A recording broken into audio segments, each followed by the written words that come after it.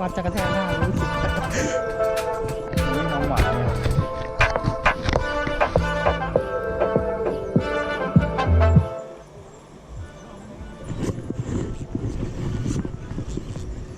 แต่ค้อนจริงเหรอฟุกแต่ค้อนจริงเหรอ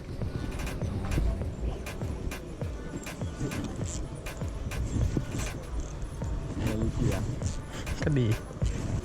เกินเลยฟุกน่าจะเกินแม่งกึกกักไม่เกินเลยไม่เกินอ๋อมันไอเนี่ยหลุดออกมาเกี่ยวอีกทีนึงกึกกักโหติดนิดเดียวเอง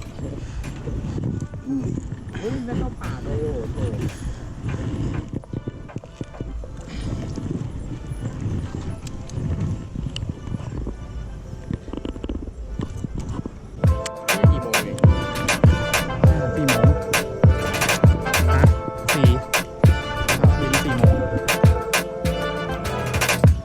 เก๋าหายากปกติจะหมอใช่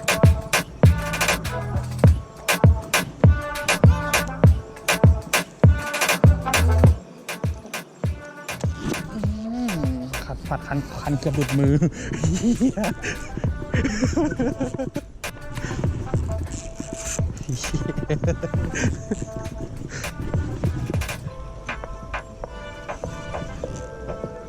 เมื่อกี้ถือคันจะ2 นิ้ว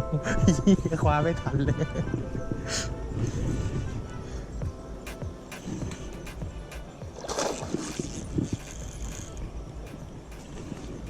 ยกเอาเหรอเมื่อกี้ถือเฉยๆคว้าไปเลยอะ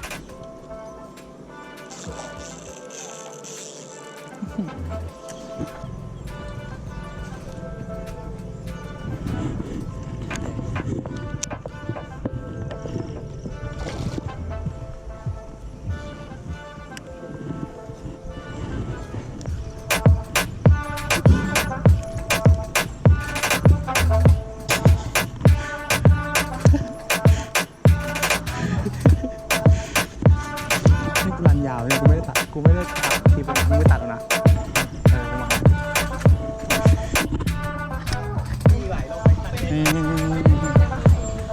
หูเอง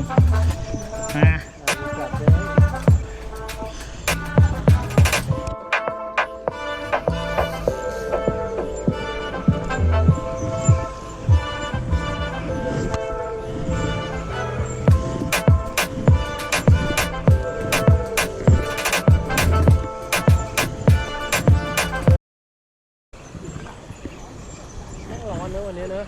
ร้อนมากผมอยู่แต่ในร่มอ่ะวันนี้ไม่ออกอะไรเนี่ย5 โมงแล้วนะเว้ยก็แดดเพิ่งร่มผมเพิ่งออกวันเนี่ย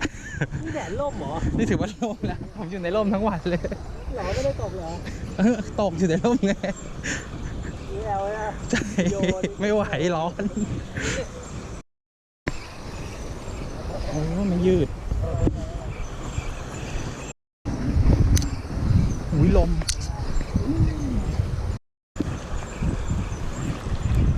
เอาที่มาทันเลย